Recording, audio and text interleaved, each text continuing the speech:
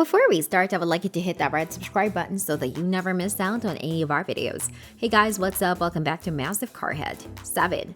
1956 BMW 507. Today we have the BMW Z4, but back in 1956 the world was greeted by one of the most beautiful roadsters to ever exist, the very expensive BMW 507. This sleek and sporty thing was an instant hit, slotting in perfectly underneath the more expensive Mercedes 300 SL but above the lesser MGs and Triumphs of the time.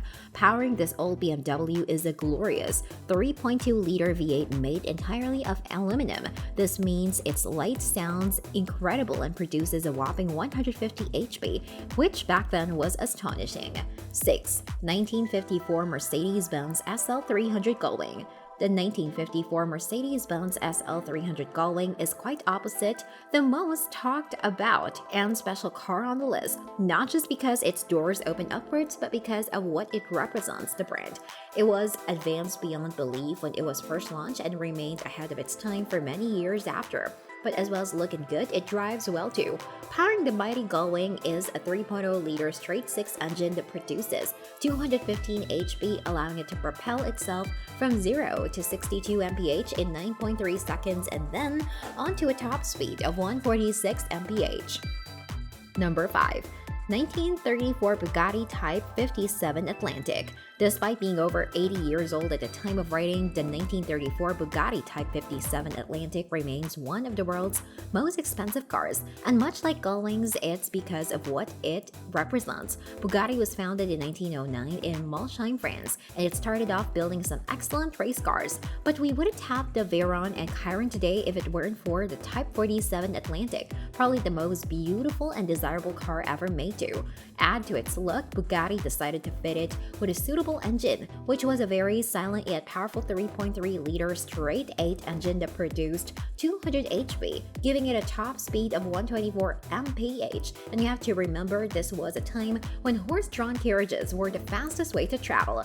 It's hard to put a price on such a motor car, but experts reckon if one arrived at auction that it would sell for in excess of $108 million. Number 4. 1972 BMW 3.0 CSL. By comparison to the other cars in this list, the 1972 BMW CSL is very modern. Not only does it look like it, but it drives like it too. Sitting under the hood of this sought-after BMW sports car is a 3.0-liter six-cylinder engine that produces 200 HP and goes like an absolute rocket ship. It may have the coolest rear wing ever to be fitted to a production car, but that's up for debate, especially among Lamborghini's Murcielago SV fans. In many ways, this BMW set the trend of taking standard family cars and turning them into fast, more hardcore, and track-focused variants. This is probably why they sort of brought it back recently with the new 2023 M4 3.0 CSL. Number 3. 1958 Bentley S1 Continental Flying Spur. If JK from Jamiroquai has one, then it must be cool, right? The Bentley S1 Continental Flying Spur from the late 1950s is one hell of a car. It signifies a great time for Bentley before they went into some financial troubles, which were subsequently sorted out by the Sultan of Brunei. When it was new, it would set you back around $300,000 in today's money, and now you can pick one for around the same and more, which is very impressive.